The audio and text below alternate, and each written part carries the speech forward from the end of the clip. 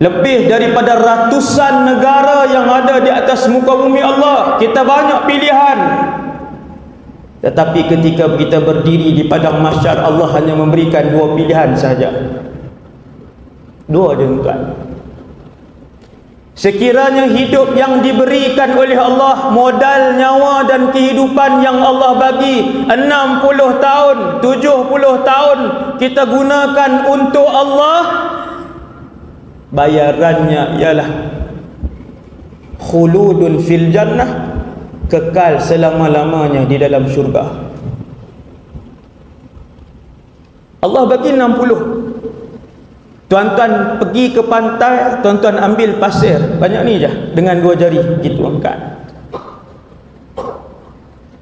Pasir yang melekat di tangan tuan-tuan itu adalah tempah kehidupan dunia. Dan kesemua pasir yang ada di dalam 7 lautan, bahkan lebih dari itu, itulah kehidupan akhirat yang sangat panjang.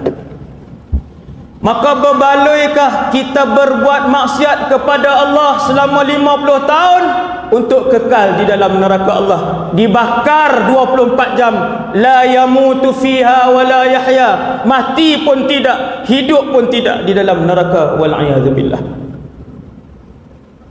50 tahun je.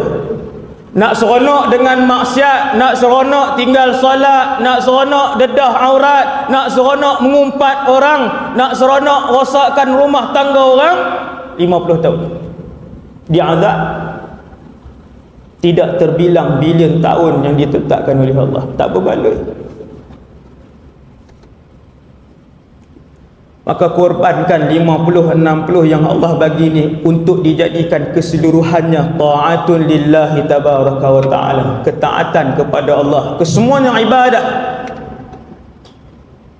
Bangun, buka mata di waktu pagi yang ibadah.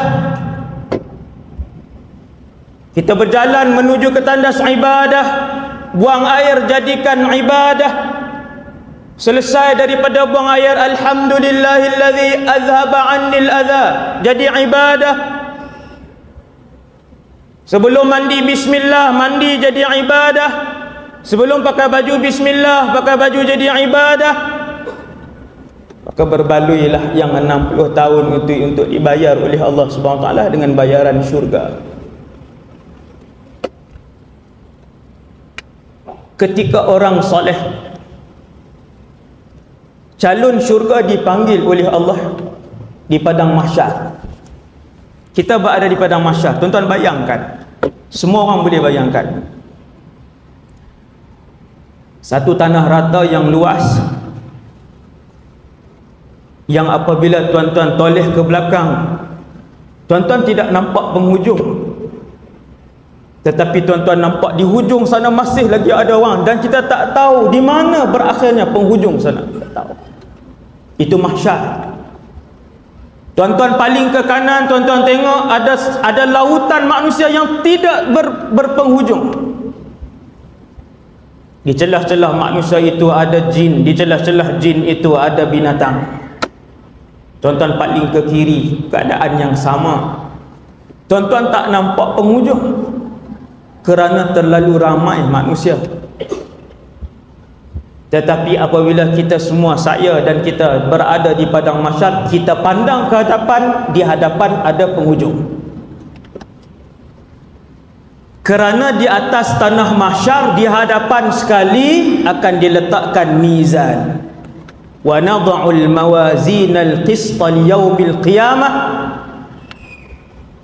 Kami akan meletakkan alat untuk menimbang perbuatan yang telah dilakukan oleh kalian. Tak di depan, semua orang nampak mizan di depan.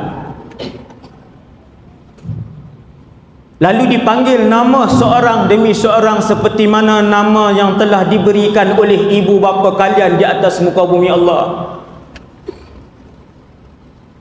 Kalau namanya Khadijah, maka dia akan dipanggil dengan Khadijah dan nama bapanya. Macam ada kat pengenalan, tuan-tuan. Subhanallah. Tu kalau hak nama Vanish, tak malu dia panggil depan semua orang, nama dia tak ada, nama sahabat. Nama dia tak sama dengan nama mana-mana nabi.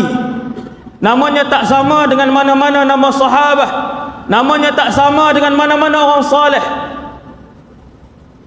Sebab tu Nabi kata pilih nama yang baik, kerana kalian akan dipanggil dengan nama itu dan nama ayah kalian di padang mahsyar. Ketika orang soleh dipanggil Fulan bin Fulan, dia pun datang ke depan.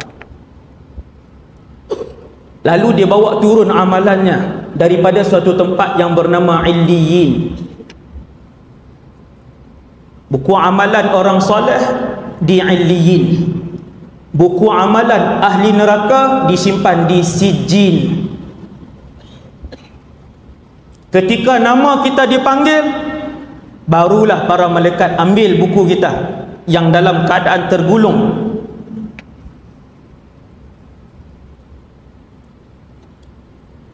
Gulungan kertas itu lebih kurang 90 helaian kertas, setiap helai sejauh mata memandang.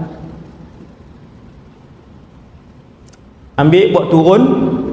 Bolehkah cakap Kedah ni? Boleh no? Ambil buat turun, faham kan?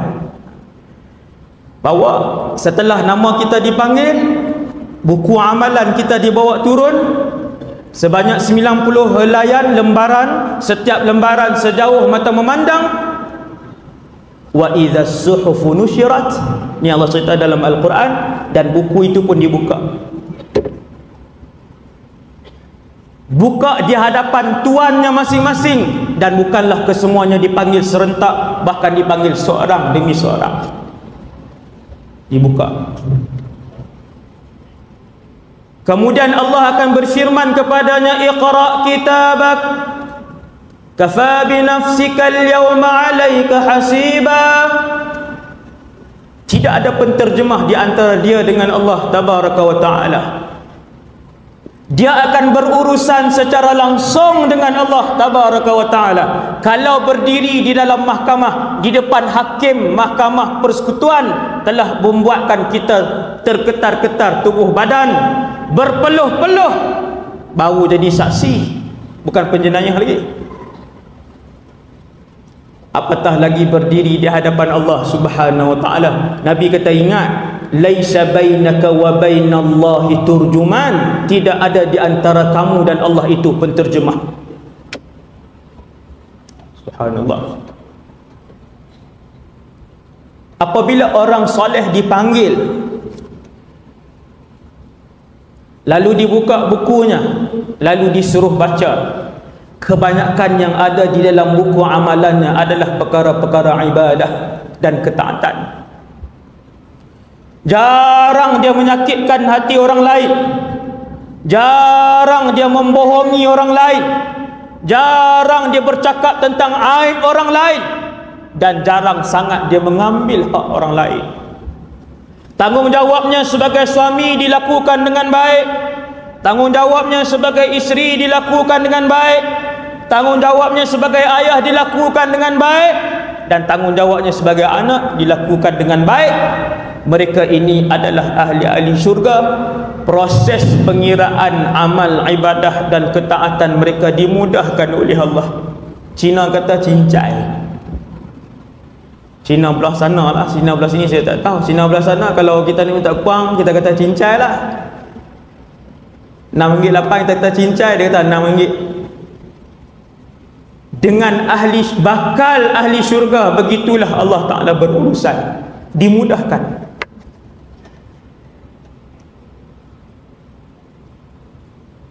Setelah habis ditimbang amalannya, maka amal ibadahnya jauh lebih berat daripada dosanya yang sedikit. Lalu diberikan keputusan penuh bahawa dia adalah sebagai ahli syurga. Tuan-tuan, diberikan keputusan penuh ketika itu. Apabila nak bagi keputusan penuh kepada bakal ahli syurga, maka tangan kanannya yang akan terangkat. Allah sebut dalam Quran, fa amma man utiya kitabahu bi yaminih. Juzuk 30 aja tu. Kita jarang baca. fasawfa yuhasabu hisaban yasira. Adapun mereka-mereka yang bakal menjadi ahli syurga setelah ditimbangkan amalan mereka yang lebih baik, lebih banyak, ketaatan lebih banyak, pahala ibadah lebih banyak, Allah memberikan buku keputusan sebagai warga negara syurga, dan dia pun mengangkat tangan kanannya. Fasawfa yuhasabu hisaban yasira. Allah akan mudah penimbangannya. Kenapa mudah? Kerana dosanya terlalu sedikit. Kenapa mudah? Kerana tidak ada dosanya yang berkaitan dengan hak orang lain. Manusia yang paling berat kedudukannya di atas padang mahsyar, yang paling resah ke hatinya di padang mahsyar, ialah mereka yang paling banyak dosa dengan orang lain. Harta orang dia nak ambil, rumah tangga orang dia nak kacau, hak dan maruah orang dia ceroboh. Yang ni berat. Yang ni berat. Maka orang soleh ni Allah bagi buku, dia pun angkat tangan kanannya. Setelah mendapat buku dengan tangan kanan, dia pun tengok ahlul jannah. Ahlul jannah, warga negara syurga. Wa yanqalibu ila ahlihi masrura. Cerita Quran. Lalu dia pun berlari-lari mendapatkan ahli keluarganya yang lain yang juga ahli syurga. Allahu Rabbi. Selepas timbang, kita akan ke Telaga Kautsar. Di Telaga Kautsar, Rasulullah sudah menanti. Di Telaga Kautsar, manusia sudah mula mengukirkan senyuman. Di Telaga Kautsar, manusia mula menyapa di antara satu sama lain. Di Telaga Kautsar, barulah manusia ada peluang untuk duduk dan berehat. Ketika itulah si ayah yang sudah menjadi ahli syurga, si ibu yang telah pun dimuliakan oleh Allah sebagai ahli syurga, si anak yang telah pun berjaya dengan ujian yang telah diberikan Allah menjadi ahli syurga, yanqalibu ila ahlihi masrura, berlari mendapatkan ibunya, berlari mendapatkan ayah dan adik-beradiknya, kesemuanya ahli syurga. Mereka berpeluk dan juga menangis kerana terlalu gembira dikumpulkan oleh Allah sebagai keluarga ahli syurga. Kita tak baca ni, ayat ni kita tak baca, tak tengok terjemahan dia. Seronok tak tuan-tuan? Tuan-tuan, kita duduk dalam satu negara yang selama-lamanya hidup dan ada ahli keluarga kita. Kita kalau pergi ke mana-mana tuan-tuan, pergi dengan isteri, kita naik kapal terbang. Kalau isteri duduk di nombor 18, kita duduk nombor 6. Seronok tak perjalanan? Tak seronok. Kalau kita naik kapal terbang, isteri kita seat dia 16C, kita nak 16D, sebelah-sebelah. Walaupun duduk dah lama di rumah, dah duduk sekali, dah suami isteri dah lama, tapi seronok kalau berjalan, duduk satu keluarga. Kita pergi Mekah, bawa ke semua, isteri kita bawa anak-anak 3 orang, tiba-tiba travel kata ni semua 5 orang ni duduk bilik asing-asing. Ayah hotel ni, mak hotel belakang, anak 3 orang lagi hotel 1, 2, 3. Kita rasa tak bermakna. Itu baru tempoh 2 minggu melakukan umrah. Apatah lagi satu tempoh yang diisytiharkan di hadapan semua makhluk di padang mahsyar, selama-lamanya kamu di akhirat, tiba-tiba tak duduk, tidak tinggal sekali. Dan betapa gembiranya ibu yang beriman, ayah yang beriman, anak-anak yang beriman, adik-beradik yang beriman, apabila saling berjumpa, di tangan masing-masing ada keputusan, saling memegang keputusan itu dengan tangan kanan. Wa ashabul yamin ma ashabul yamin, sebagai kumpulan kanan. Seronok tuan-tuan, keadaan waktu itu sangat seronok. Bila habis ditimbang yang ahli syurga, habis ditimbang yang ahli neraka, kata Nabi SAW, Allah tarik perhatian keseluruhan warga mahsyar. Sila lihat ke hadapan. Lalu didatangkan satu makhluk Allah yang bernama kematian. dibawa makhluk Allah yang bernama kematian. Subhanallah. Hidup itu makhluk, mati itu makhluk, nyawa itu makhluk, arash itu makhluk, Kaabah itu makhluk, angin itu makhluk, syurga itu makhluk, masa itu makhluk. Allah perkenalkan satu makhluk yang tidak pernah dilihat. Malaikat tak pernah tengok, jin tak pernah tengok, binatang tak pernah tengok, manusia tak pernah tengok. Nama makhluk itu kematian. Ini baru mukadimahnya tuan. Subhanallah. Lalu mati dibawa. Mati dibawa. Datang ke hadapan semua manusia, melihat-lihat kematian buat kali pertama. Lalu Allah SWT mematikan kematian. Inna lillahi wa inna ilaihi raji'un. Lalu Allah mematikan kematian. Apabila kematian dimatikan oleh Allah, yang masuk syurga akan kekal selama-lamanya, yang masuk neraka juga bila dibakar dia tidak mati, hidup selama-lamanya, tersiksa selama-lamanya di dalam neraka. Wal'iyadzubillah. Lalu menjerit dan berteriaklah seorang malaikat untuk memaklumkan kepada seluruh warga mahsyar. Malaikat ni pun menjerit, ya ahlal jannah, wahai penduduk syurga, khulud, kekallah kalian selama-lamanya, tak mati. Lalu malaikat berteriak kepada sebelah yang kirinya, ya ahlan nar, wahai penduduk neraka, khulud, kekallah kalian selama-lamanya. Kebiruan tubuh badan dan kulit ahli neraka kerana takut mendengar pengumuman itu, belum masuk dalam neraka lagi. Subhanallah. Tuan-tuan, kita tak mau cerita neraka. Malam ni tajuk syurga. Neraka nanti insya-Allah. Wallahu a'lam. Kemudian kita pun berjalan atas sirat. Daripada sirat di sini, sirat di mahsyar, dia punya hujung titi itu di mahsyar. Kemudian perjalanan dia berapa ratus tahun ni? Ratus tahun. Allah. Dunia ini singkat sangat tuan-tuan. Singkat sangat dunia ni. Ratusan tahun sirat. Cumanya ahli syurga, dia langkah kaki kanan, ada yang selaju kilat, ada yang selaju kuda, ada yang berlari laju sampai depan syurga. Orang pertama yang sampai di hadapan syurga adalah Nabi Muhammad sallallahu alaihi wasallam. Allah mengarahkan malaikat yang menjaga pintu syurga untuk tidak membuka pintu syurga kecuali kepada Muhammad, orang pertama yang mengetuk pintu syurga. Nabi sampai, di kanan Nabi Abu Bakar, di kiri Nabi Umar radhiyallahu anhumah. Tengok tuan, kanan kiri.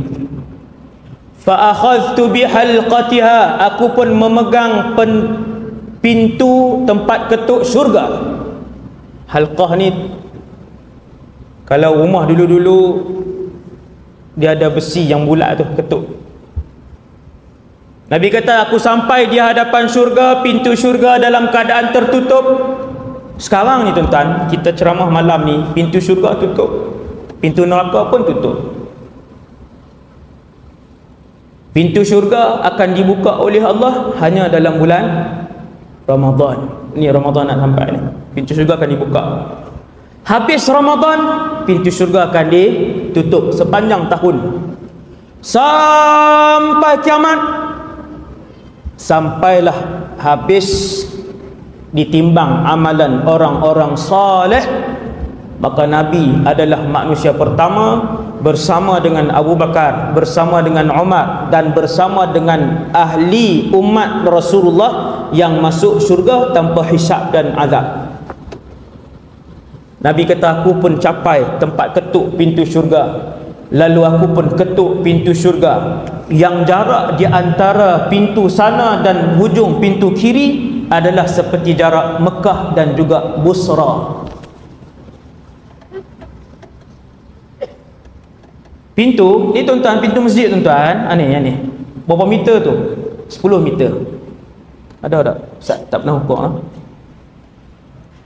Lama dah jadi imam, kita tak ukur kan. Berapa jarak tuan-tuan ni? 5 meter. Jarak daripada hujung sini ke hujung sana 5 meter. Nabi kata jarak pintu syurga, pintunya sahaja daripada Mekah ke Busra, berapa kilometer Ustaz ni? Lebih kurang 1000 dah. 1000 kilometer. Hadis ni yang saya sebut ni hadis Allahu Rabbi. Maka sebahagian para ulama sebutkan di hadapan pintu syurga itulah kesemua orang akan minum daripada haudun Nabi, telaga Nabi SAW. Semua minum, semua berhenti di situ.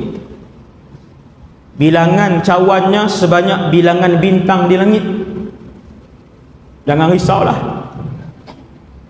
tuan-tuan, bilangan bintang di langit lebih banyak daripada bilangan butiran pasir pada 7 lautan.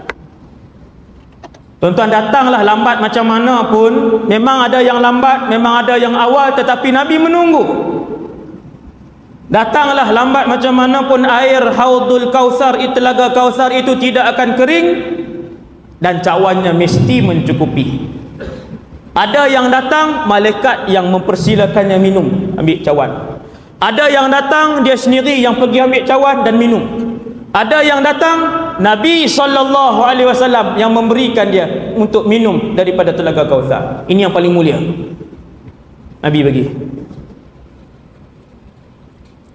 Setelah diminum daripada telaga Kautsar, berlaku 2 perkara, kata Nabi SAW. Yang pertama, wajah-wajah mereka menjadi nadratan na'im.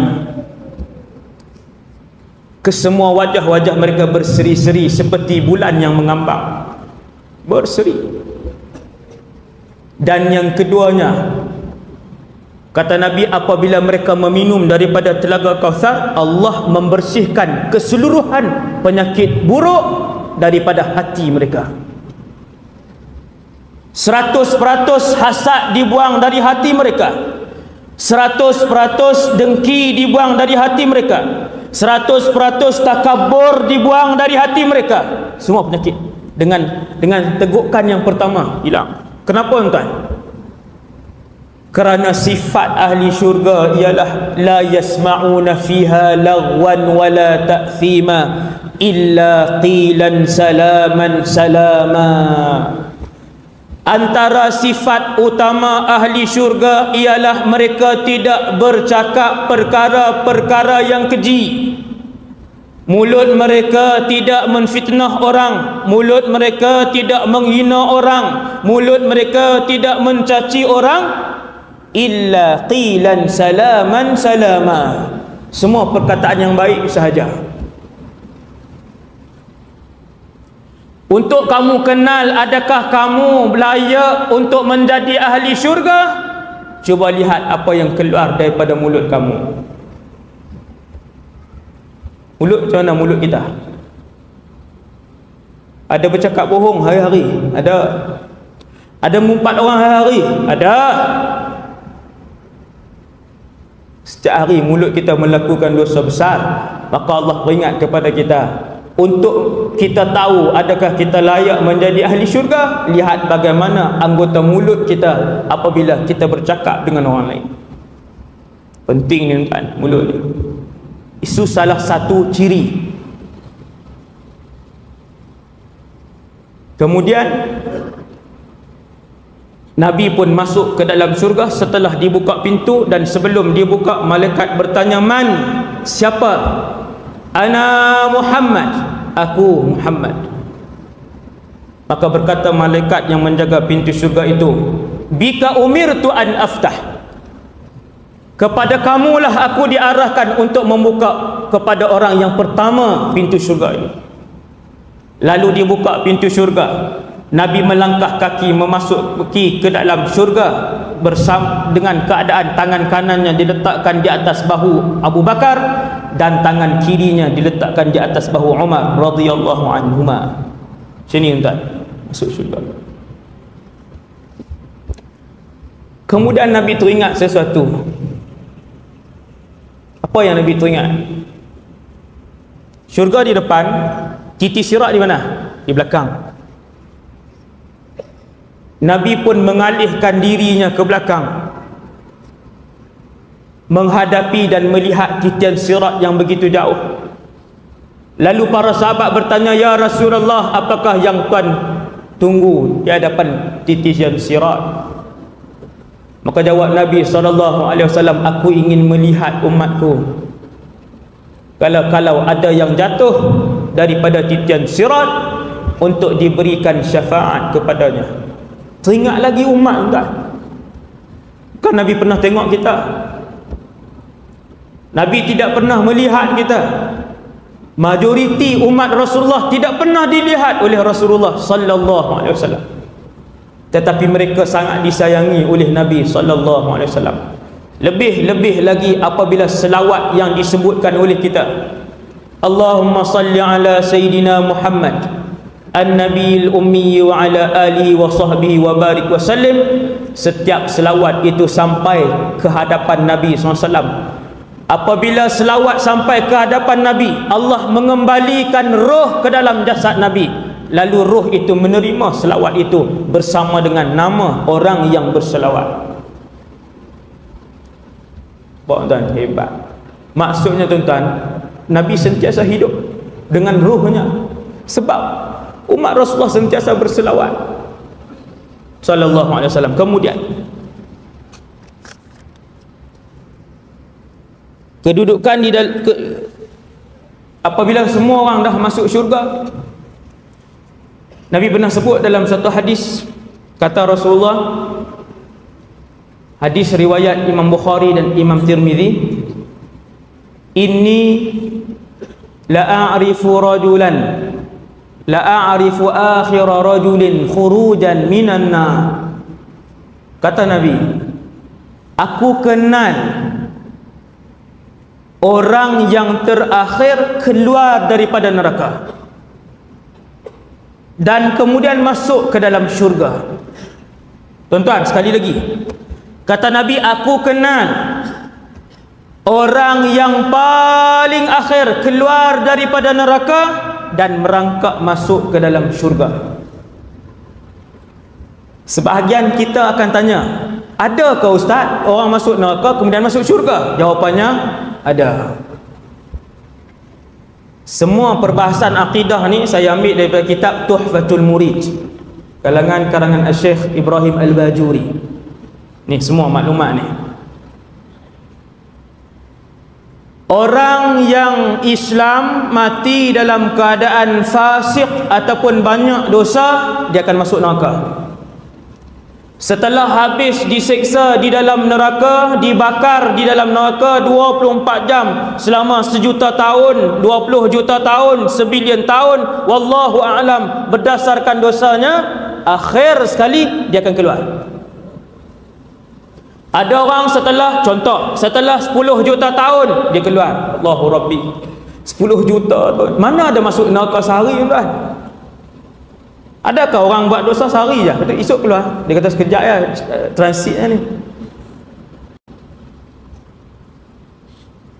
Kawan saya kerja kilang arang. Kilang arang ni, dia punya kilang dia besar. Dalam tu kita bakar kayu bakau, kan tuan? Kayu bakau. Satu hari dia masuk awal, tempat bakar ni masuk awal. Orang lain semua tak tahu. Dia masuk, dia duduk cuci. Datang kawan yang lain lewat sikit, buka api. Lari, bergolek-golek, lari keluar. Satu badan lecur. ambil masa berbulan-bulan disebabkan terbakar 5 saat, mengambil masa lebih daripada setahun, bukan bulan, setahun, mengelembung ke semua kulitnya, mengelembung, di dalamnya ada penuh dengan air bisa daripada atas sampai ke kaki. Dibuang kulit yang ada air bisa tadi, dibuang, dicuci air bisa, kemudian naik kulit baru, mengelembung, naik air bisa lagi. 5 saat. 5 saat. Kalau sehari dalam neraka Jahannam, inna lillahi wa inna ilaihi raji'un. Ada orang dia duduk dalam neraka berapa juta tahun, kemudian dia keluar, ikut jumlah dosa yang kita buat. Kata Rasulullah, aku melihat manusia terakhir. Allah tunjuk kepada Nabi. Subhanallah, ini antara mukjizat Rasulullah. Allah perlihatkan kepada Rasulullah lelaki terakhir daripada gaung neraka naik ke atas. Nabi tengok dan Nabi cam mukanya. Sebab itu hadis tu sebut, kata para ulama, Nabi sebut dengan ayat, aku kenal orang itu. Bukannya Nabi kenal di dunia, tapi setelah Allah tunjuk, Nabi kenal lah. Nabi cam orang tu. Dia pun berjalan, kemudian naik di atas titian sirat, tetap kena naik atas titian sirat.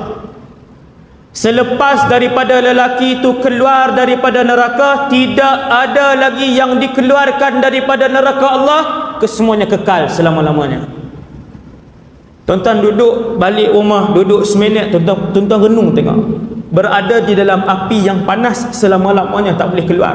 Setiap kali mereka memanjat dinding gaung neraka itu, mereka akan ditendang dan dibuang oleh malaikat untuk jatuh sekali lagi ke bawah. Semua ahli neraka ingin keluar daripada gaung neraka yang membakar. Tiap-tiap kali sampai ke tebing, mereka akan dibuang oleh malaikat. Tuan-tuan bayang, duduk selama-lamanya, kematian sudah tiada dan masa tidak ada penghujung. Sampai bila? Allahu Rabbi, sampai bila? Ahli neraka bertanya kepada Allah, ya Allah, sampai bila kami berada di sini? Ya Allah, berikan sedikit minuman. Ya Allah, berikan sedikit makanan. Akhirnya Allah Subhanahu wa taala menjerkah mereka, qala khsa'u fiha, diam dan jangan bercakap walau satu perkataan. Hasbunallah wa ni'mal wakil. Bila lelaki ini keluar, lelaki terakhir keluar, dia pun merangkak. Ada kalanya tersembam. Faham tak tersembam? Sama ke? Sembam jatuh kan? Kemudian naik balik, merangkak balik, kadang berdiri, merangkak balik, kadang-kadang macam askar buat tu, orang panggil apa? Menyulur. Tu nak apa lah tu? Menyusur. Ni bergerak ke bawah. Akhirnya sampai. Apabila dia sampai di depan pintu syurga, Allah, tuan-tuan, dia nampak daripada titian sirat tu, dia nampak pohon yang rindang, sangat rindang, teduh, buah-buahannya banyak. Lalu apabila dia sampai, Allah Subhanahu Wa Taala pun arahkan untuk dia masuk dan cari rumahnya, istananya. Lelaki ini adalah lelaki yang paling rendah martabatnya di dalam syurga. Orang terakhir. Orang lain dah lama dah duduk, dah merantau. Ada yang dah berapa ribu tahun, dah berapa puluh ribu tahun duduk, dah berapa juta tahun duduk. Lama sangat. Dia pun masuk. Lalu Allah Ta'ala sengaja menunjukkan kepadanya seolah-olah kesemua istana telah pun penuh. Qad akhadhan nas al-manazil. Dia kata, ya Allah, semua orang telah pun mengambil kedudukan dan tempat masing-masing. Tak ada tempat. Tuhan tanya, atadhkuru zaman alladhi kunta fih? Allah tanya kepada lelaki yang paling rendah martabatnya dalam syurga ini, kamu ingatkah dulu pada zaman kamu hidup? Kamu ingatkah dulu siapa yang paling kaya ketika mana kamu hidup? Dia kata, ya, ingat. Allah Ta'ala kata, tamanna. Minta dan berangan-angan apa yang kamu nak minta. Tuan-tuan, kita zaman ni, siapa yang paling kaya? Sekian.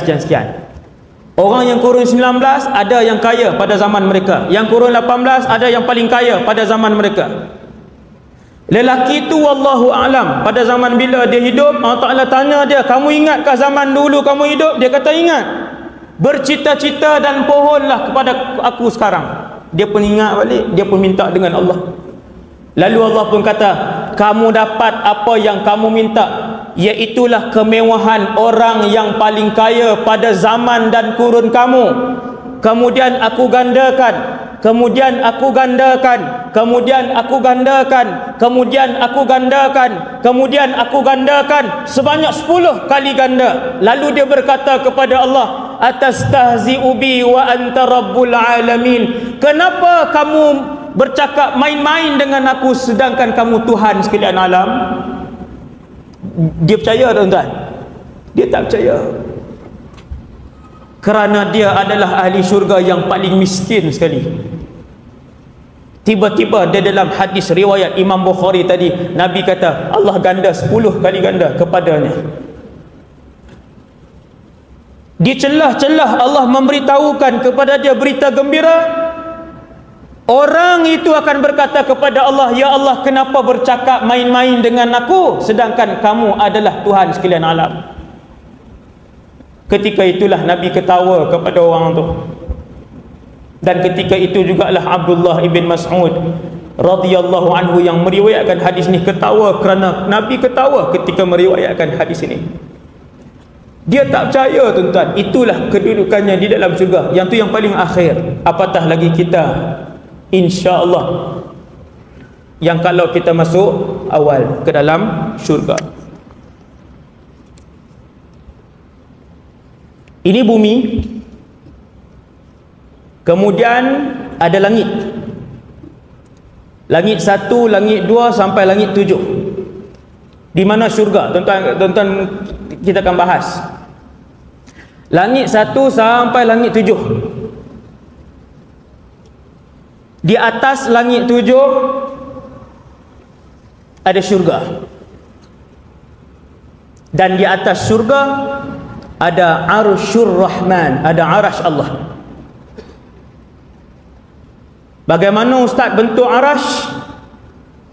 Seluruh warga mahsyar akan melihat arsyur rahman. Kemudian bila dia masuk dalam neraka, dia tak tengok dah. Adapun ahli syurga akan sentiasa melihat arash. Arash ini makhluk Allah yang paling besar yang pernah diciptakan oleh Allah Azza wa Jalla. Ia lebih besar daripada dunia ini, ia lebih luas daripada langit yang 1 sehingga 7, dan ia lebih luas dari segala-galanya. Subhanallah. Macam mana tak tahu. Tapi tuan-tuan, para ulama sebut berdasarkan dalil Quran dan juga dalil hadis, kedudukan dia ialah bumi, dunia, ini dunia, bumi, kemudian dunia, langit 1 hingga 7. Atas langit 7 ada syurga, dan di atas syurga ada arash. Daripada bawah arash mengalir sungai. Sungai itu masuk ke dalam syurga Firdaus. Tak boleh bayang, tuan. Sejuta tahun kita pusing berjalan-jalan tak habis. Kalian akan menggunakan kenderaan binatang yang laju di dalam syurga, kata Nabi SAW. Binatang apa? Wallahu alam. Laju pergerakannya. Daripada bawah arash mengalir air masuk ke dalam syurga Firdaus. Ada 8 pintu syurga. 8 jenis. Pintu 1 sampai pintu ke-8. Setiap orang masuk mengikut jenis masing-masing. Yang banyak berpuasa masuk melalui pintu Rayyan. Yang mati fi sabilillah, mati syahid, masuk dalam pintu jihad. Yang banyak bersedekah masuk ke dalam syurga melalui pintu sedekah, dan begitulah. Ada berapa, setelah masuk ke dalam syurga, ada berapa jenis syurga? Jumhur para ulama berdasarkan ayat-ayat yang qat'i dalam Al-Quran, jumhur ahlu sunnah menyebutkan bahawa syurga 4 jenis. A'laha, yang paling mewah adalah syurga Firdaus.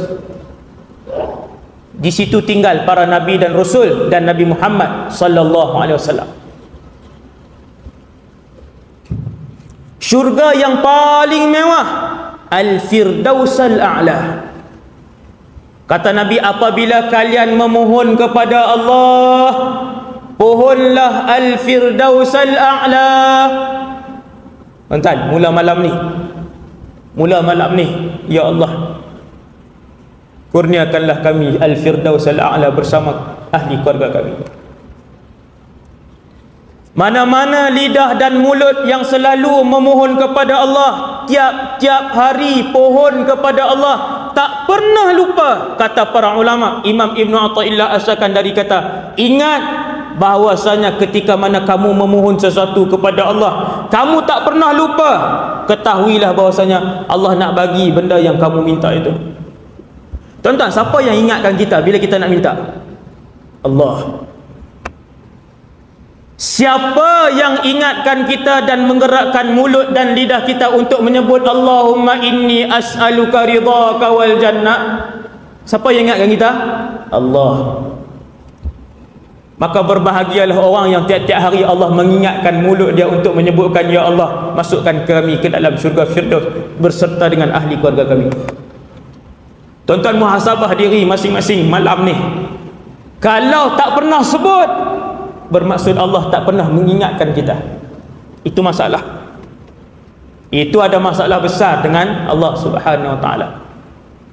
Kemudian syurga yang jumhur ulama ahli sunnah kata 4, Firdaus yang paling tinggi, kemudian Aden disebutkan, kemudian Ma'wa, dan kemudian Na'im. Jadi semua disebut dalam Quran 4. Setiap orang ada istananya masing-masing. Apabila mereka masuk ke dalam istana mereka, kata Nabi, orang yang paling rendah kedudukannya, apabila masuk ke dalam istananya di dalam syurga, dia mendapati ada 10,000 khadam untuknya. Orang gaji 10,000. Hadis ni riwayat Imam Tabrani dan rawi-rawi dia thiqah. Orang yang paling rendah darajahnya bila dia masuk ke dalam istananya ada 10,000 orang gaji. Tuan-tuan, kita hari ni kalau ada duit, kita nak ada orang gaji? Nak. Basuh kereta seorang, basuh kereta je. Dah kereta bukan sebiji. Di dalam syurga takkan kereta sebiji. Sultan Brunei pun 5,000 biji. Sultan Brunei 5,000 biji kereta dia, bukan kereta kancil, bukan kereta wira, kesemuanya kereta mewah. 5,000 biji. Perlu berapa orang khadam untuk panaskan enjin dan basuh kereta dia sebulan sekali? Berapa orang perlu? Sebab tu tuan-tuan jangan kata, Ustaz, 10,000 ni nak buat kerja apa? Tuan-tuan jangan fikir jauh, Ustaz, 10,000 khadam nak buat kerja apa, Ustaz? Lah, kalau kereta dia 5,000, berapa orang perlu? Nampak? Rumahnya besar, tukang masaknya ramai, tukang urutnya bertukar ganti, yang potong kuku seorang khadam. Sini je. Allahu Rabbi. Sampai bila, Ustaz? Selama-lamanya. Allahu Akbar. Dalam syurga ada binatang. Tuan-tuan, apa yang tuan-tuan tengok dalam dunia ni semua ada dalam syurga. Dah selesai. Kadang-kadang kita kata, Ustaz, duduk dalam syurga nanti bola-bola apa semua dengan TV apa semua ni, kita duk bayang duk dalam syurga semua pakai tudung labuh, semua pakai jubah, pakai serban, pegang tasbih la ilaha illallah la ilaha illallah. Jadi tak menarik hidup. Dalam syurga tidak ada lagi yang namanya ibadah. Apa? Solat dah tak ada, puasa dah tiada, zakat dah tak ada, haji dah tiada. Allahu Akbar. Mereka tidak tidur di dalam syurga. Tuan-tuan tanya orang sibuk yang kerja banyak, kalau boleh, kalau tak ada tidur, mereka nak habiskan kerja-kerja ni. Maka di dalam syurga Allah membuang tidur. Ahli syurga tidak buang air besar, ahli syurga tidak buang air kecil, dan ahli syurga tidak pun meludah membuang apa nama ni kahaknya. Subhanallah. Tetapi kita kena ingat, dalam syurga semua nikmat ada. Nikmat yang paling ditunggu-tunggu oleh seluruh orang lelaki ialah nikmat bidadari. Semua orang perempuan bidadari. Nabi cerita dalam hadis riwayat Imam Bukhari dan Muslim, setiap ahli syurga masuk ke dalam istananya ada 2 bidadari. Yang ni hadis sahih. 2 orang. Kedua-duanya saling berbaik-baik. Sesiapa yang ahli syurga, maka dia akan didoakan oleh bidadarinya. Ni sejak kita hidup ni. Ya Allah, mudahkanlah urusan suamiku. Ya Allah, berikanlah hidayah untuk dia beribadah kepadamu. Ini hadis. Dan ketika mana isteri yang jahat di atas muka bumi menyakiti suaminya, mengingkari suaminya,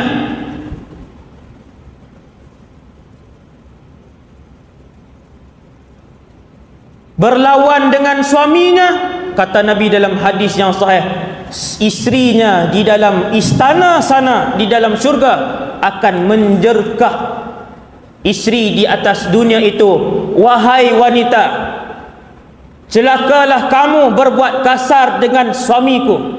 Tengok tuan, bakal isteri di sana, bakal isteri di sana dah marah dah.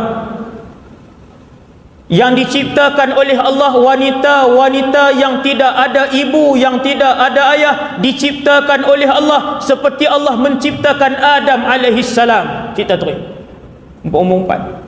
Tuan-tuan jangan rasa pelik pula, Nabi Adam tak ada mak ayah, maka bidadari kesemuanya tidak ada ibu dan ayah. Mereka manusia seperti kita, 100% manusia seperti kita, senyum seperti kita, berjalan seperti kita. Dan persamaan di antara kita dengan bidadari ialah kedua-duanya, yang suami tadi tampan, yang isteri tadi cantik, mereka hidup selama-lamanya, mereka tidak mengeluarkan peluh pun di dalam syurga. Nabi bercerita bahawasanya orang-orang lelaki bersama berjima dengan isteri-isteri mereka. Kita ingat dalam syurga dia tak ada nikmat tu tak? Bahkan itulah yang nikmat yang disebutkan oleh Nabi dalam hadis-hadis yang sahih, dan Allah sebutkan secara tidak langsung di dalam Al-Quran. Wa hum fi syughulin fakihun. Mereka sibuk di dalam syurga, di dalam istana mereka. Lalu sahabat tanya, apakah yang mereka sibuk itu ya Rasulullah? Ibnu Abbas mentafsirkan ayat itu, mereka sibuk memecahkan keperawanan isteri-isteri mereka. Tuan-tuan, semua nikmat-nikmat dunia Allah sediakan dalam syurga. Untuk Allah bagi tahu kepada kita, tak perlu kalian kejar dunia yang sementara. Berkorbanlah hidup kalian untuk aku akan berikan nikmat selama-lamanya dalam syurga. Apabila kita duduk di depan pintu syurga, Allah tukarkan tubuh badan kita. Tuan-tuan, ni dalam masjid ni, laki dan perempuan, semua ni pinjaman ni, tubuh badan ni pinjaman. tubuh badan, tangan, kaki, muka, kepala ini semua ni akan ditukar oleh Allah Subhanahu Wa Taala. Di mana? Di depan pintu syurga. Allah akan ubah kita menjadi situ naziraan, 60 hasta tinggi. Tuan-tuan, kalau lebar pintu pun lebih kurang 1000 kilometer, lebar pintu syurga. Kalau kita kecil macam mana nak masuk? Bukan macam mana, maksudnya jenuh berjalan, teruk untuk berjalan, jauh dan luas sangat. Maka Allah SWT tinggikan kita. Ini hadis sahih. Setiap ahli syurga ditinggikan oleh Allah menjadi 60 hasta. Lebarnya 7 hasta. Kesemuanya ditukarkan umur mereka menjadi 33 tahun, lelaki dan perempuan. Ini satu riwayat. Seronok nak jadi orang muda, kan? Semua orang seronok jadi orang muda. Kita hari ni pun seronok. Kalau boleh kalau kuat seronok main bola ni. Ada umur 50 lebih main tenis, dia kata kalau 30 lebih seronok. Maka untuk memastikan setiap ahli syurga menggunakan nikmat syurga secara maksimum, Allah memudahkan mereka. Mereka berjimak sepuas-puasnya. Tuan-tuan, perkara jimak ni Nabi cerita. Sehingga kan sahabat tanya, ya Rasulullah, mampukah mereka berjimak dengan isteri-isteri bidadari mereka dalam syurga sebanyak itu? Nabi kata ya, kerana setiap orang lelaki diberikan kekuatan 100 orang lelaki. Orang lelaki suka apa, tuan-tuan? Mana-mana pun kita pergi, kawan saya ramai yang AJK masjid, kawan-kawan ustaz, mesti sembang nak minta isteri sign satu lagi borang. Ustaz macam mana pun mesti kalau dah kahwin satu pun dia sembang yang tu juga, nak pasang seorang lagi, duk sembang nak duk cari borang. Sebab tu Allah ciptakan bidadari dalam syurga. Ini nikmat kalian. Berpadalah dengan isteri yang Allah bagi di atas muka bumi, bersyukurlah kerana di atas syurga sana Allah sediakan. Kita pun tanya ustaz, dalam syurga dengan isteri juga kah? Hak isteri dunia kah? Ustaz kata ya. Allah, tak boleh ke orang lain pula ustaz? Apa punya perangai suami? Dia nak orang lain pula. Isteri yang salihah, suami yang saleh akan duduk sekali dalam syurga. Kalau mereka nak, Allah bagi istana masing-masing. Tetapi kalau nak duduk sekali, boleh duduk sekali. Sahabat tanya, ya Rasulullah, kalau kami nak anak dalam syurga, bolehkah? Nabi kata boleh. Dan anak itu dilahirkan, kemudian dia terus membesar. Kita suka anak semua kecil selama-lamanya, suka anak yang dah besar, dah boleh ni dah. Semua orang akan berehat ketika anak-anak dah membesar dah. Baru boleh berjalan, baru boleh beli peralatan rumah mahal-mahal sikit. Dulu waktu anak kecil-kecil lagi pecah yang ni, koyak yang ni, kotor yang ni. Nampak tak? Maka Nabi kata kalian boleh memperolehi anak di dalam syurga. Tuan-tuan, nikmat inilah yang Allah suruh kejar, iaitulah nikmat di dalam syurga yang selama-lamanya. Orang perempuan kata, ustaz, seronoklah mereka. Ni keluar dah bahasa sana. Sebab lewat dah nak berhenti kan. Berapa berhenti? 10. Tok Imam suruh berhenti ke 10. 5 minit 5 minit kita berhenti. Orang perempuan kata seronoklah orang laki-laki boleh bidadari selama-lamanya muda, selama-lamanya bidadari itu remaja, dan selama-lamanya bidadari itu kekal darahnya. Allah cerita dalam Quran, sifat bidadari itu ialah fihinna qasiratut tarfi. Isteri-isteri kalian di kalangan bidadari, sifat dia yang pertama ialah dia tidak pernah memandang lelaki lain. Tuan-tuan, hari ni perempuan hari ni, isteri-isteri hari ni tengok ada orang lain. Tengok. Segak kalau jadi lelaki aku. Sama orang lelaki. Lalu wanita cantik sikit, yo cantiknya. Kalau hak ni bini aku sedap ni. Ayat tak elok. Allah cerita sifat bidadari syurga, qasiratut tarf, tidak pernah memandang lelaki lain kecuali suaminya sahaja. Allahu Rabbi. Lam yatmithunna insun wala jan, tidak pernah disentuh oleh lelaki lain. Zaman hari ini bukan tak disentuh lelaki lain, berzina pula dengan lelaki lain. Berapa banyak kes tuan, berapa banyak kes. Inna lillahi wa inna ilaihi raji'un. Orang perempuan kata orang lelaki-lelaki dapat bidadari ustaz, hebat, cantik. Sekiranya seorang bidadari ludah ke dalam air lautan dunia, kesemuanya menjadi tawar. Ayat Lut jadi tawar, elok. Hadis sekiranya seorang bidadari, kata Rasulullah, mempamerkan mukanya ke atas bumi ini, nescaya harum semerbaklah muka bumi Allah ini. Seorang tunjuk muka. Macam mana tu ustaz? Macam mana? Tunggu dalam syurga. Tuan baru cerita bidadari, sehingga kan isteri Nabi kata, ya Rasulullah, di antara bidadari yang hebat ini, yang mulia ni,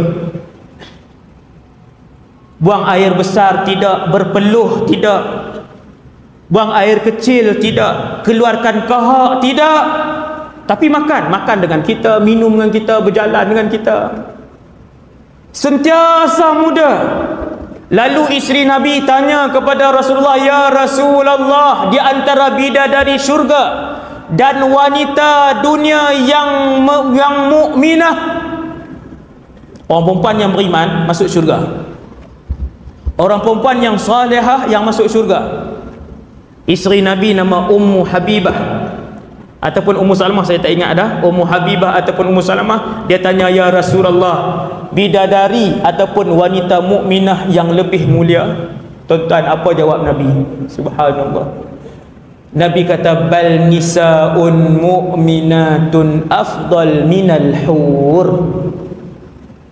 Kata Nabi, bahkan wanita-wanita mukminah yang masuk syurga lebih cantik dari bidadari, lebih wangi dari bidadari, lebih mulia dari bidadari, dan lebih jelita daripada bidadari. Barulah kita suami-suami dunia ni kata, kalau macam tu tak apa ustaz, nak duduk sekali ya dan syurga. Baru tahu bahwasanya isteri kita jauh lebih cantik daripada bidadari ketika mana mereka beriman dan masuk syurga, masuk dalam syurga beserta dengan kita. Akhir sekali tuan-tuan, setelah kita tinggal dalam syurga, ada makan, ada minum, ada bersiar-siar, sama macam kehidupan dunia tuan-tuan.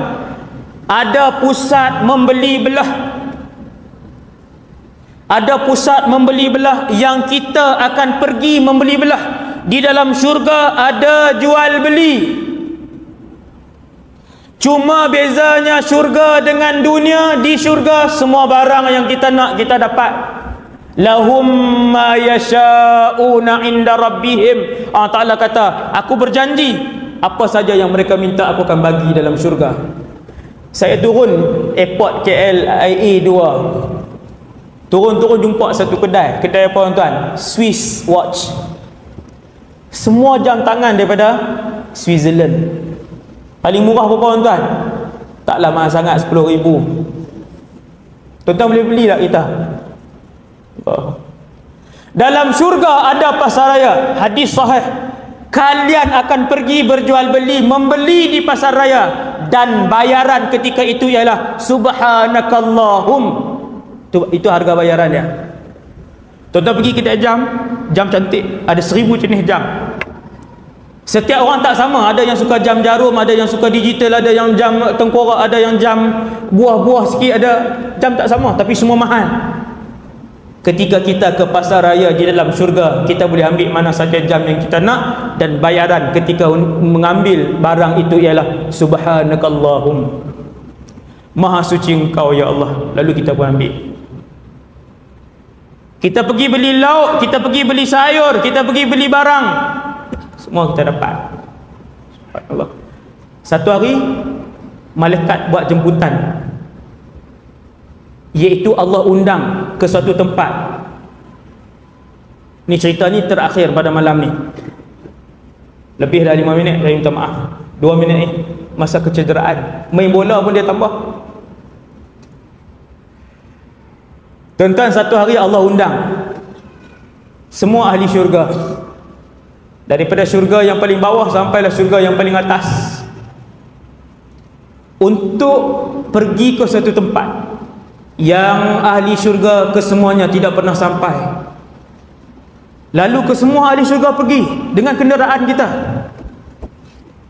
Jauh kita pergi, sampailah di suatu tempat, kita pun diberikan makan, kita diberikan minum.